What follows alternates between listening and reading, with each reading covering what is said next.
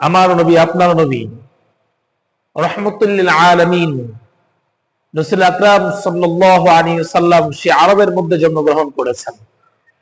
আরব শব্দের আবিধানিক অর্থ হচ্ছে সাহারা, অনুর্বর জমিন।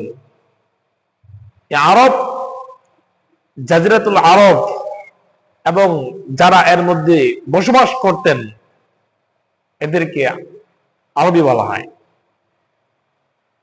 যে আরবের চতুর্দিকে হচ্ছে মরুভূমি, যে আরবের পশ্চিম প্রান্তরে রয়েছে লোহিত সাগর এবং সাইনা দ্বীপ, যে আরবের পূর্বে রয়েছে আরবের উপসাগর, যে আরবের উত্তরে রয়েছে ইরাক, যে আরবের দক্ষিণে রয়েছে আরব সাগর। এই আরব সাগর প্রাকৃতিক এবং ভৌগোলিক দিক থেকে অত্যন্ত গুরুত্বপূর্ণ।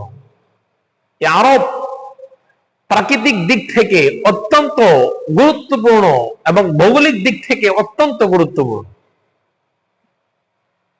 সে আরবের সম্ভ্রান্ত পরিবার,